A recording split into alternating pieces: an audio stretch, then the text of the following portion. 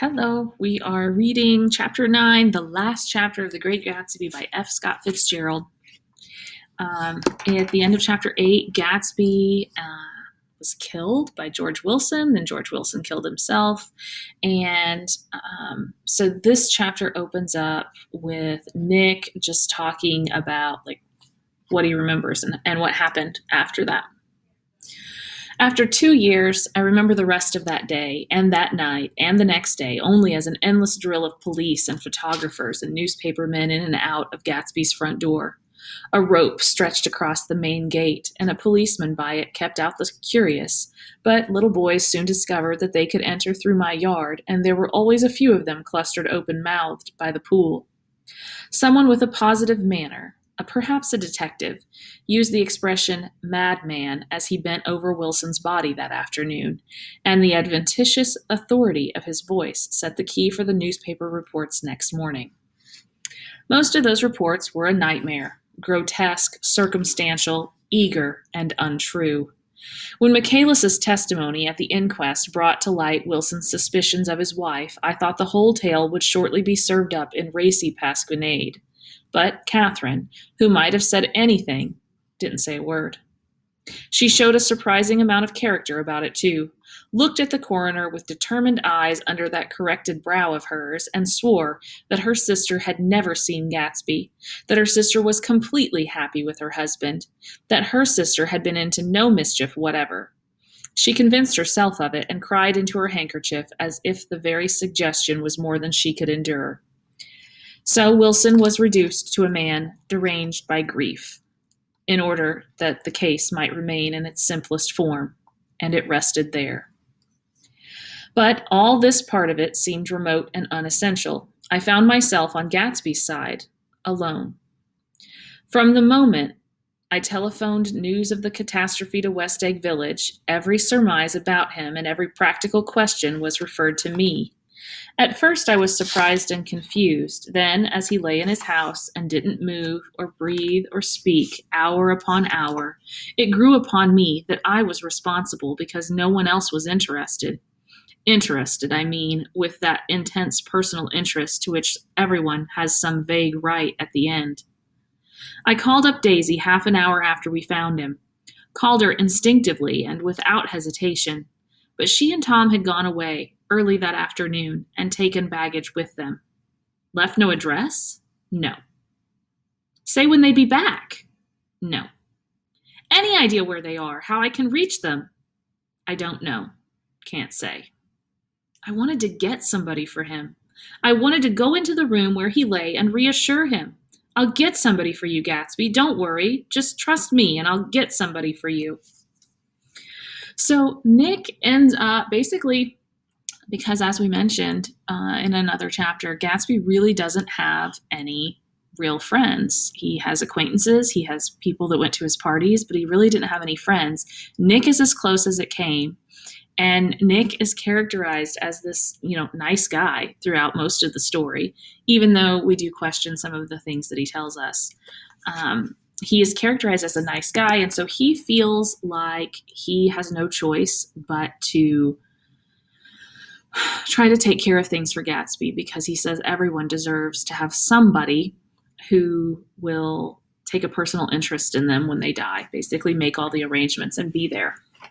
Because Gatsby doesn't have that, Nick has sort of become that guy.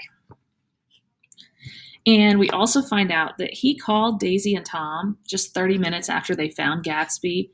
So that would have been 3, 4 o'clock, something like that, the afternoon after the accident with Myrtle and everything in the hotel room. And they have skipped town. Their servant answers the phone and says, no, they're not here. I don't know where they are. I don't know when they'll be back. They took luggage, and basically they just skipped town because that's what they do. Meyer Wolfsheim's name wasn't in the phone book. The butler gave me his office address on Broadway, and I called information, but by the time I had the number, it was long after 5, and no one answered the phone. Will you ring again? I've rung 3 times. It's very important. Sorry, I'm afraid no one's there. I went back to the drawing room and thought for an instant that they were chance visitors, all these official people who suddenly filled it. But as they drew back the sheet and looked at Gatsby with unmoved eyes, his protest continued in my brain. Look here, old sport, you've got to get somebody for me. You've got to try hard. I can't go through this alone. Someone started to ask me questions, but I broke away and going upstairs looked hastily through the unlocked parts of his desk. He'd never told me definitely that his parents were dead. But there was nothing, only the picture of Dan Cody, a token of forgotten violence, staring down from the wall. Next morning, I sent the butler to New York with a letter to Wolfsheim which asked for information and urged him to come out on the next train. That request seemed superfluous when I wrote it. I was sure he'd start when he saw the newspapers, just as I was sure there'd be a wire from Daisy before noon. But neither a wire nor Mr. Wolfsheim arrived. No one arrived except more police and photographers and newspaper men. When the butler brought back Wolfsheim's answer, I began to have a feeling of defiance, of scornful solidarity between Gatsby and me against them all. So Nick just assumes that when Wolfsheim hears of Gatsby's death, he'll come, and he sends a letter just in case, since he wasn't able. He sends this message, and he thinks that Daisy will call or send a message, and neither one have shown up. And at this, Nick's irritated that they've just disappeared and left Gatsby. This is the note from Wolfsheim. Dear Mr. Carraway, this has been one of the most terrible shocks of my life to me. I hardly can believe that it is true at all. Such a mad act as that man did should make us all think. I cannot come down now as I am tied up in some very important business and cannot get mixed up in this thing now. If there is anything I can do a little later, let me know in a letter by Edgar. I hardly know where I am when I hear about a thing like this, and am completely knocked down and out. Yours truly, Meyer Wolfsheim. And then hasty addenda beneath. Let me know about the funeral, etc. Do not know his family at all. When the phone rang that afternoon and long distance said Chicago was calling, I thought this would be Daisy at last. But the connection came through as a man's voice, very thin and far away. This is Slagle speaking. Yes. The name was unfamiliar. Hell of a note, isn't it? Get my wire? There haven't been any wires.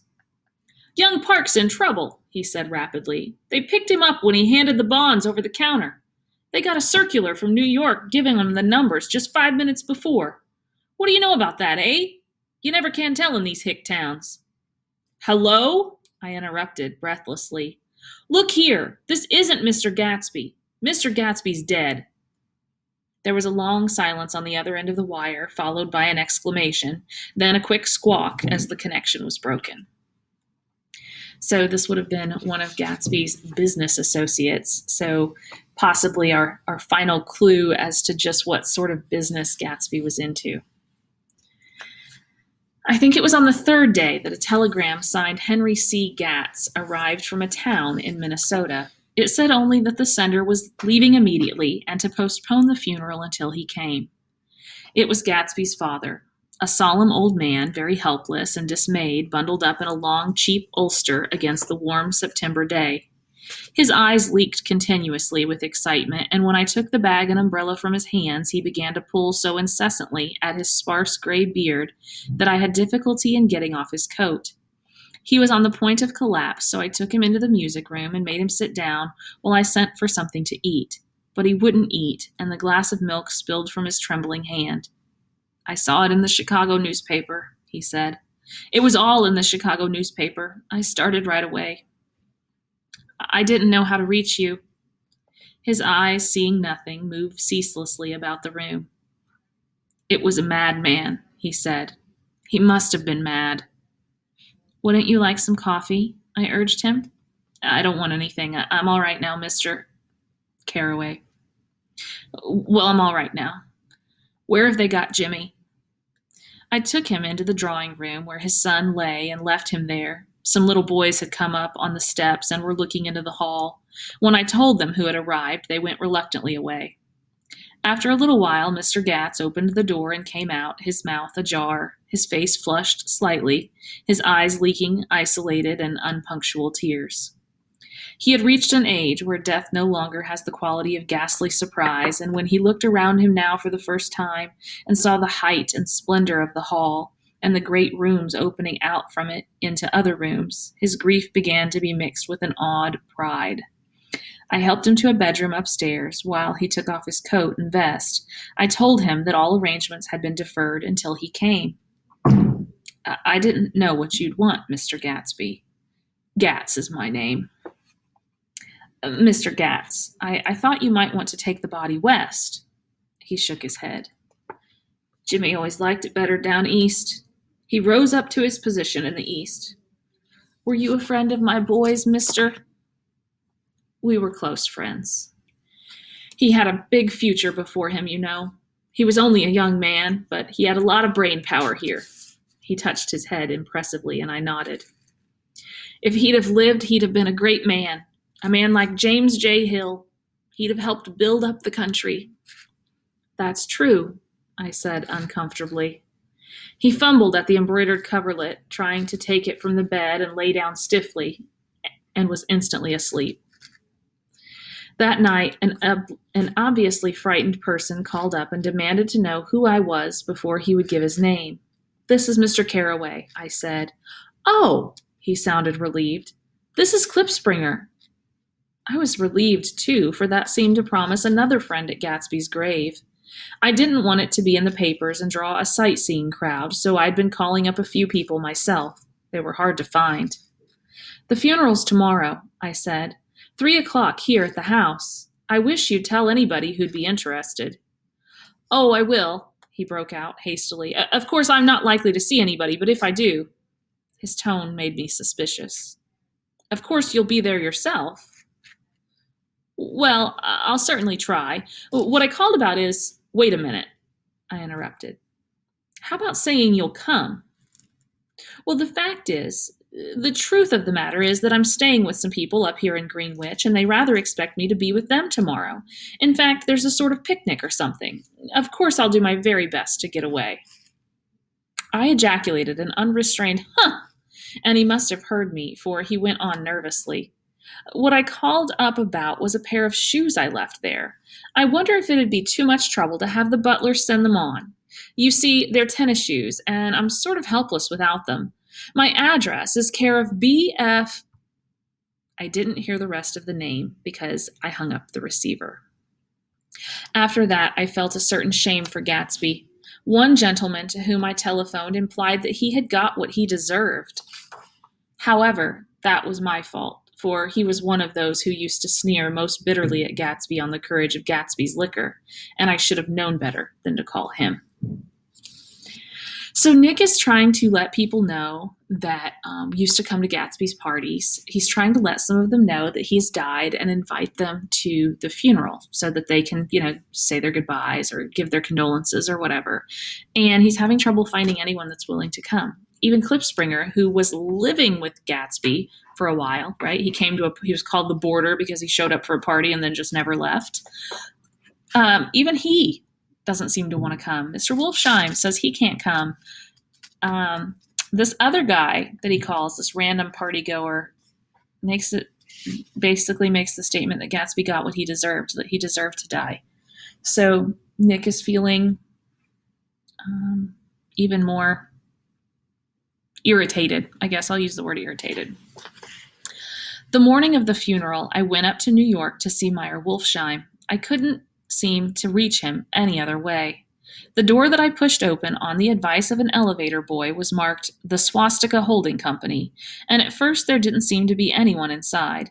But when I'd shouted, "Hello," several times in vain, an argument broke out behind a partition, and presently a lovely Jewess appeared at an interior door and scrutinized me with black, hostile eyes. "Nobody's in," she said. "Mr. Wolfsheim's gone to Chicago." The first part of this was obviously untrue, for someone had begun to whistle the rosary tunelessly inside. "Please say that Mr. Carraway wants to see him. I can't get him back from Chicago, can I?" At this moment, a voice unmistakably Wolfsheim's called, "Stella!" from the other side of the door. "Leave your name on the desk," she said quickly. "I'll give it to him when he gets back." But I know he's there. She took a step toward me and began to slide her hands indignantly up and down her hips. You young men think you can force your way in here any time, she scolded. We are getting sick and tired of it. When I say he's in Chicago, he's in Chicago. I mentioned Gatsby. Oh, she looked at me over again. Will you just... What was your name? She vanished. In a moment, Meyer Wolfsheim stood solemnly in the doorway, holding out both hands. He drew me into his office, remarking in a reverent voice that it was a sad time for all of us, and offered me a cigar. My memory goes back to when first I met him, he said, a young major just out of the army and covered over with medals he got in the war. He was so hard up he had to keep on wearing his uniform because he couldn't buy some regular clothes. First time I saw him was when he come into Weinbrenner's pool room at 43rd Street and asked for a job. He hadn't eaten anything for a couple of days. Come on, have some lunch with me, I said. He ate more than $4 worth of food in half an hour. Did you start him in business? I inquired. Start him? I made him. Oh. I raised him up out of nothing, right out of the gutter. I saw right away he was a fine-appearing, gentlemanly young man, and when he told me he was in Oxford, I knew I could use him good. I got him to join up in the American Legion, and he used to stand high there. Right off, he did some work for a client of mine up to Albany. We were so thick like that and everything. He held up 2 bulbous fingers, always together. I wondered if this partnership had included the World Series transaction in 1919. Now he's dead, I said for a moment. You were his closest friend, so I know you'll want to come to his funeral this afternoon. Well, I'd like to come. Well, come then. The hair in his nostrils quivered slightly, and as he shook his head, his eyes filled with tears. I can't do it. I can't get mixed up in it, he said. There's nothing to get mixed up in. It's all over now. When a man gets killed, I never like to get mixed up in it in any way. I keep out. When I was a young man, it was different. If a friend of mine died, no matter how, I stuck with him to the end. You may think that's sentimental, but I meant it, to the bitter end. I saw that for some reason of his own, he was determined not to come, so I stood up. Are you a college man? He inquired suddenly. For a moment, I thought he was going to suggest a connection, but he only nodded and shook my hand. Let us learn to show our friendship for a man when he is alive, and not after he is dead, he suggested. After that, my own rule is to let everything alone.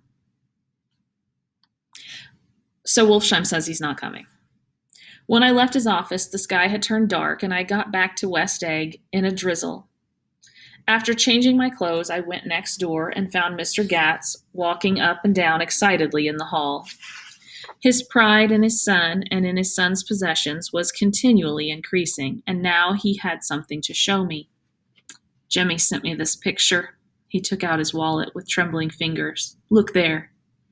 It was a photograph of the house, cracked in the corners and dirty with many hands. He pointed out every detail to me eagerly. Look there, and then sought admiration from my eyes. He had shown it so often that I think it was more real to him now than the house itself. Jimmy sent it to me.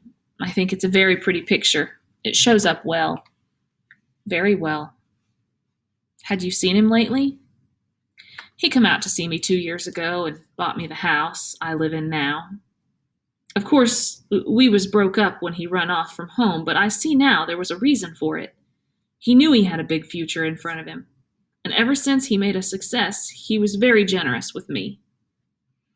He seemed reluctant to put away the picture, held it for another minute lingeringly before my eyes, then he returned the wallet and pulled from his pocket a ragged old copy of a book called Hopalong Cassidy.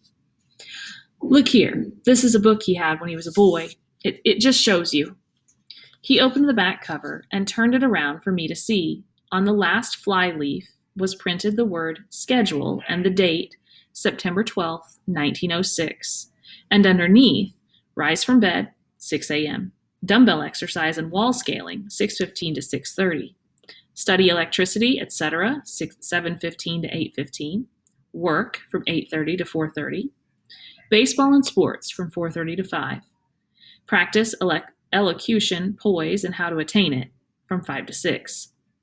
Study needed inventions from 7 to 9. General resolves: no wasting time at shafters or a name indecipherable. No more smoking or chewing. Bath every other day. Read one improving book or magazine per week. Save $5, crossed out, $3 per week. Be better to parents. I come across this book by accident, said the old man. It just shows you, don't it? It just shows you. Jimmy was bound to get ahead. He always had some resolves like this or something. Do you notice what he's got about improving his mind? He was always great for that. He told me I ate like a hog once and I beat him for it. He was reluctant to close the book, reading each item aloud and then looking eagerly at me. I think he rather expected me to copy down the list for my own use. A little before 3, the Lutheran minister arrived from Flushing, and I began to look involuntarily out the windows for other cars. So did Gatsby's father. And as the time passed and the servants came in and stood waiting in the hall, his eyes began to blink anxiously, and he spoke of the rain in a worried, uncertain way. The minister glanced several times at his watch, so I took him aside and asked him to wait for half an hour. But it wasn't any use. Nobody came. Okay, let's just recap a little bit. So Nick's talking about his death. He tells you he's writing this story 2 years after all the events. So we knew that it was after he came back from the East that he wrote it. He tells us here it was 2 years ago that all this happened. And so Nick talks about the funeral, or the death in general, swarms of reporters and journalists and gossips, and how everybody was showing up to basically be nosy. And that there were still wild rumors going on. Some tried to say that Gatsby had a relationship with Myrtle, that they were cheating because of what Wilson had told Michaelis, but Catherine, Myrtle's sister, insisted that that wasn't true. Her sister would never cheat on George, that she was perfectly happy, and that she would never do such a thing, which we know part of that's a lie.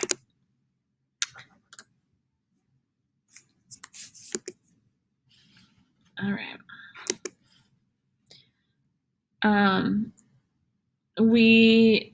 I already mentioned that Nick feels like he has to do something for Gatsby since no one else is, and so he tries to put together a funeral, tries to let people know that Gatsby has passed, but all of Gatsby's former friends have basically disappeared. Tom and Daisy skip town. They don't leave any kind of address or information, and Meyer Wolfsheim says he's not coming, he can't.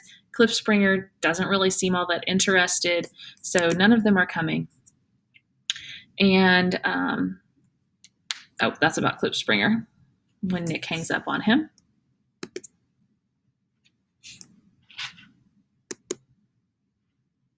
And now we are at the point of the funeral. About 5 o'clock, our procession of 3 cars reached the cemetery and stopped in a thick drizzle beside the gate. First, a motor hearse, horribly black and wet, then Mr. Gatz and the minister and I in the limousine. And a little later, 4 or 5 servants and the postman from West Egg in Gatsby's station wagon, all wet to the skin. As we started through the gate into the cemetery, I heard a car stop and then the sound of someone splashing after us over the soggy ground. I looked around. It was the man with owl-eyed glasses whom I had found marveling over Gatsby's books in the library one night 3 months before. I'd never seen him since then. I don't know how he knew about the funeral, or even his name. The rain poured down his thick glasses, and he took them off and wiped them to see the protecting canvas unrolled from Gatsby's grave. I tried to think about Gatsby then for a moment, but he was already too far away, and I could only remember without resentment that Daisy hadn't sent a message or a flower. Dimly, I heard someone murmur, "Blessed are the dead that the rain falls on," and then the owl-eyed man said, "Amen to that," in a brave voice. We straggled down quickly through the rain to the cars. Owl Eyes spoke to me by the gate. I couldn't get to the house," he remarked. "Neither could anybody else." Go on, he started. Why, my God, they used to go there by the hundreds. He took off his glasses and wiped them again outside and in. The poor son of a bitch, he said. So nobody shows up except Nick and Henry Gatz, which is Gatsby's father. Notice that his father called him Jimmy. His name was James, so Jimmy is typically short for James. It's a really common shortened version or nickname. A few servants, and of course, Owl Eyes shows up when they get there. And it's pretty sad. Nick says that nobody came, and Owl Eyes, remember, we've made connections between Owl Eyes and the Eyes of God with the TJ Eckelberg because they kind of have a similar appearance with the big round glasses. And that's kind of fitting that God still shows up for the funeral or shows up when no one else does. So I think Fitzgerald could definitely be making some statements there. One of my most vivid memories is of coming back west from prep school and later from college at Christmas time. Those who went farther, let me just stop for a second to say, this is Nick he's sort of changing the subject, telling you about something else, and then he will connect it to the story. Those who went farther than Chicago would gather in the old dim Union Station at 6 o'clock of a December evening with a few Chicago friends already caught up into their own holiday gaieties to bid them a hasty goodbye. I remember the fur coats of the girls returning from Miss This or That's, and the chatter of frozen breath and the hands waving overhead as we caught sight of old acquaintances and the matchings of invitations. Are you going to the Ordways? The Herseys? The Schultzes? And the long green tickets clasped tight in our gloved hands. And last, the murky yellow cars of the Chicago, Milwaukee, and St. Paul Railroad looking cheerful as Christmas itself on the tracks beside the gate. When we pulled out into the winter night and the real snow, our snow, began to stretch out beside us and twinkle against the windows and the dim lights of small Wisconsin stations moved by, a sharp, wild embrace came suddenly into the air. We drew in breaths of it as we walked back from dinner through the cold vestibules, unutterably aware of our identity with this country for one strange hour before we melted indistinguishably into it again. That's my Middle West.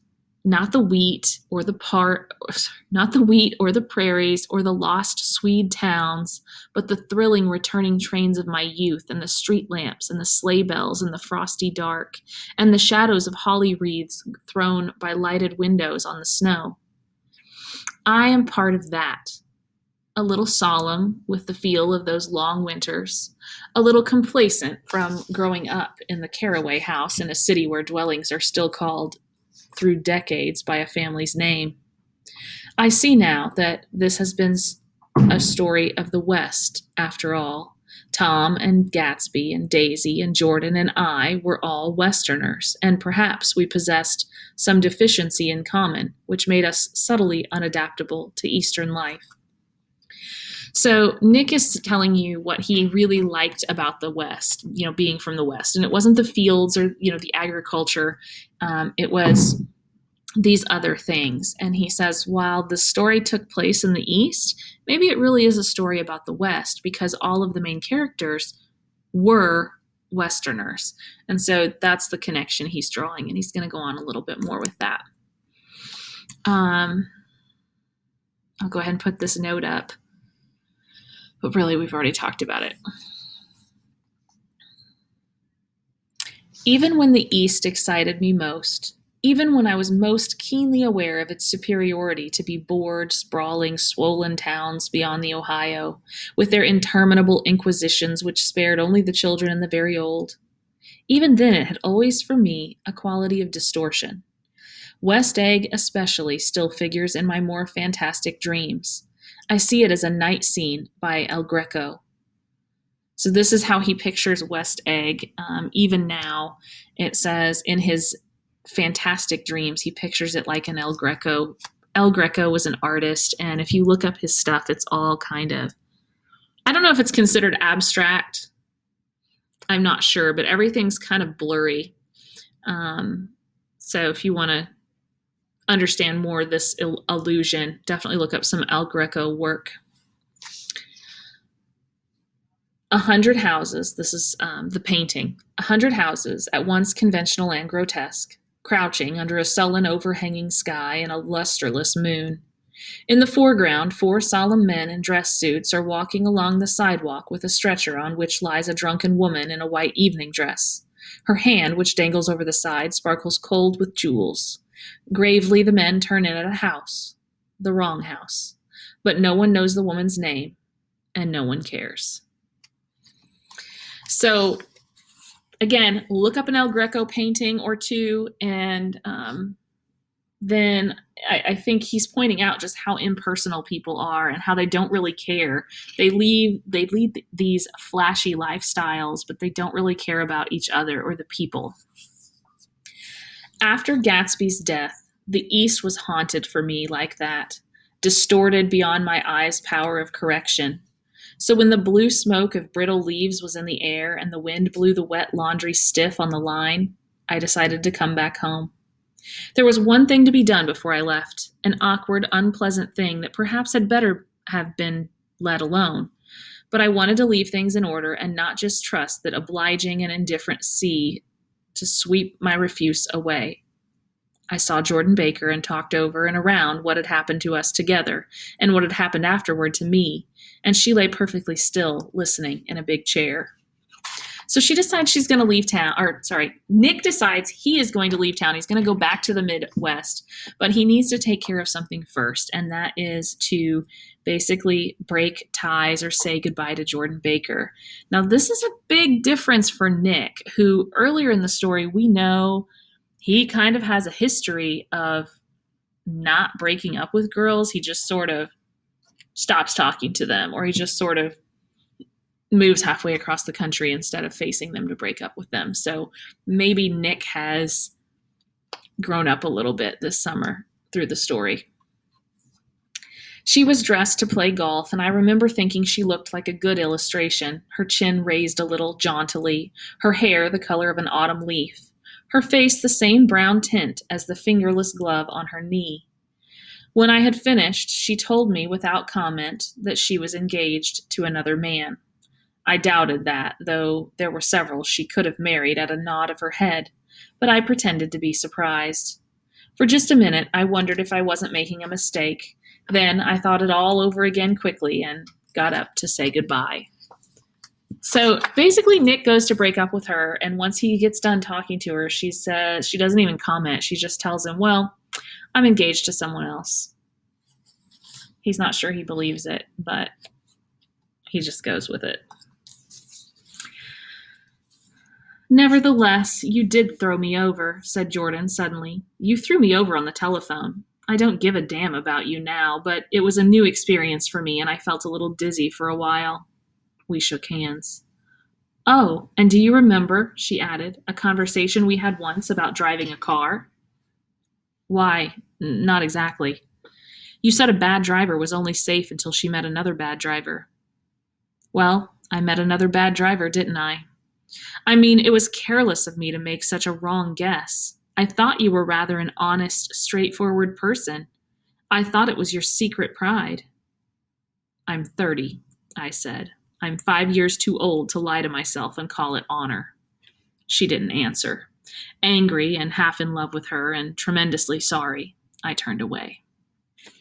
Okay, so this was in an earlier chapter where they had a conversation, kind of a flirtation about Jordan being a bad driver, and she said she didn't like careless people, and that's why she liked Nick. So I just think this is really like, she is saying that she was wrong to guess that Nick was an honest, straightforward person, and yet she herself is really not honest or straightforward, so I don't know what her deal is. I don't like her very much either.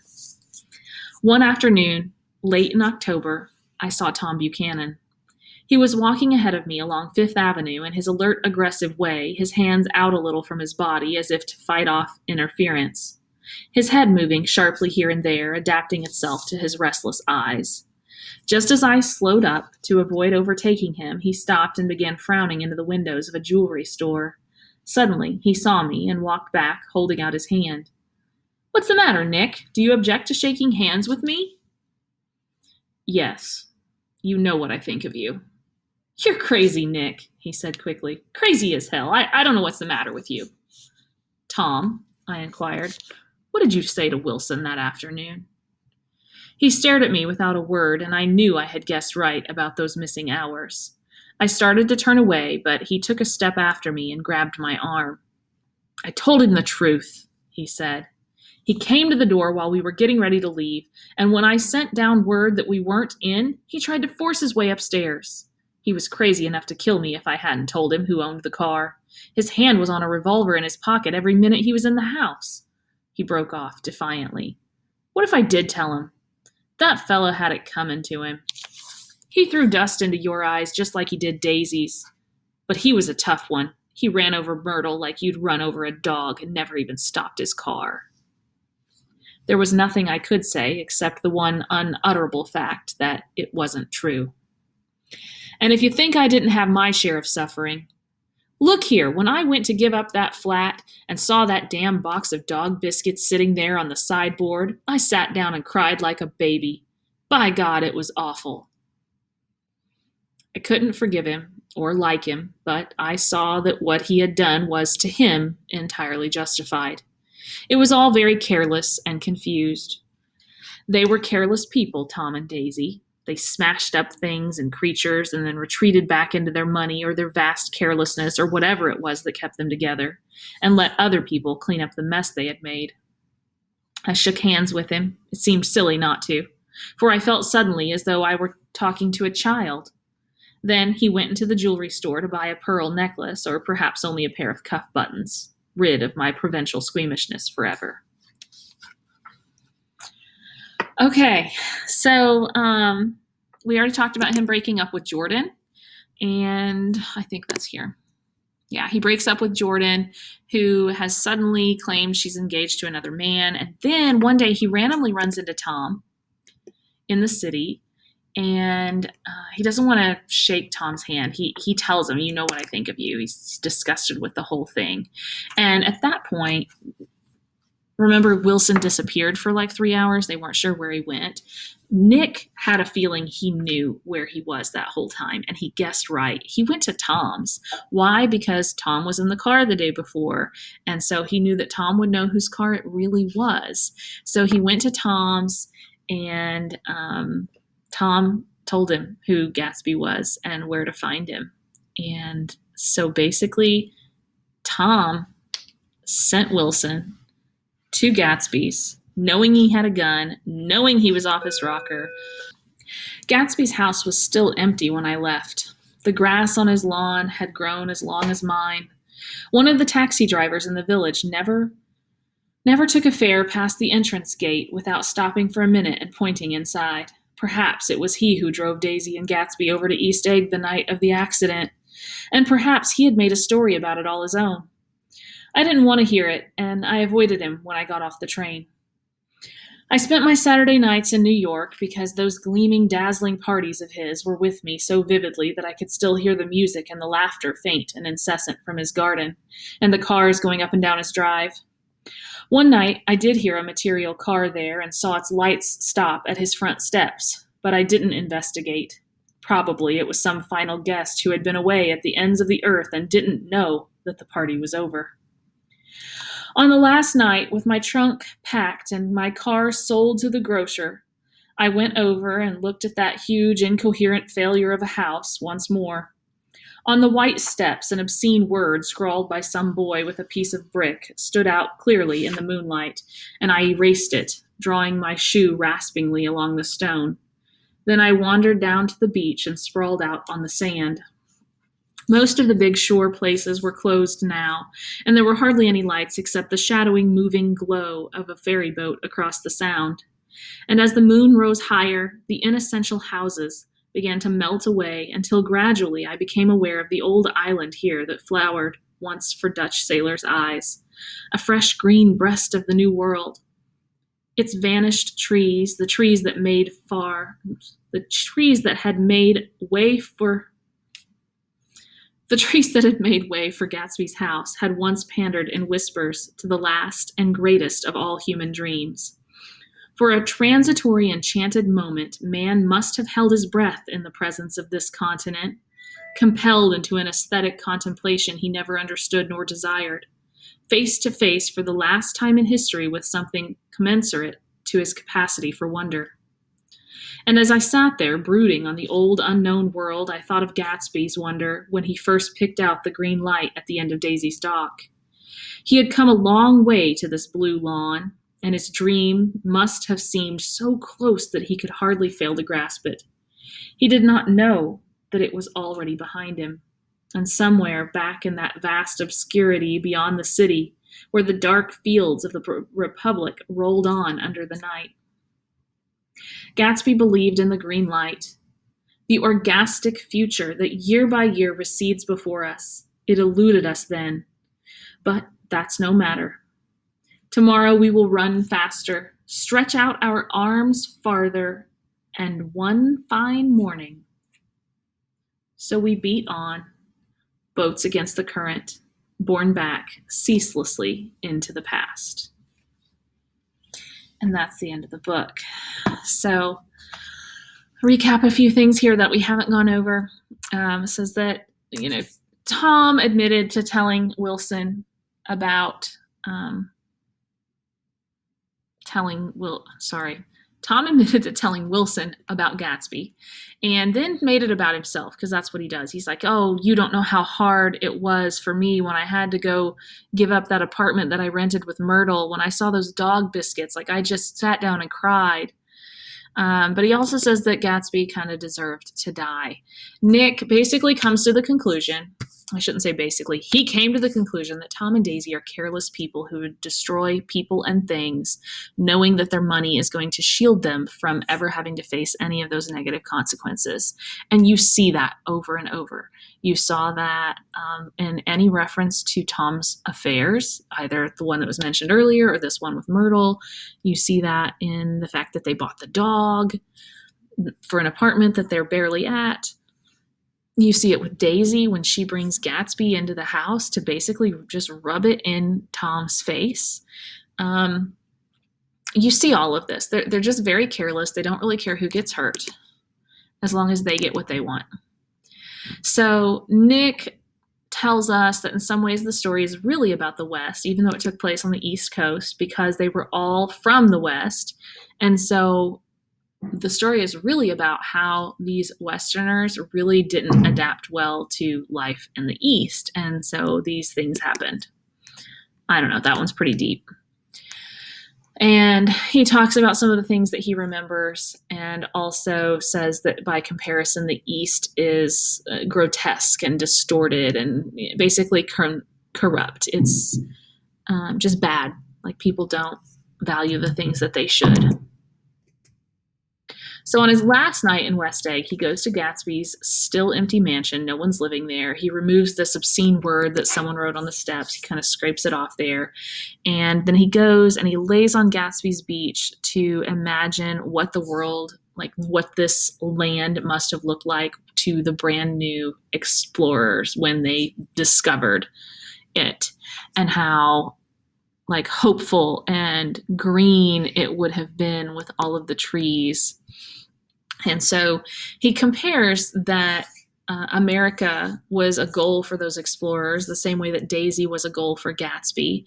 And so he pictures that green land of the United States like the green light on Daisy's dock. Remember, there's lots of color symbolism with the color green. Can symbolize jealousy, can symbolize money, can symbolize go, like green means go. And so you see that. So he says that Gatsby, whose wealth and success closely echo the American dream, failed to realize that the dream had already ended and his goals had become hollow and empty.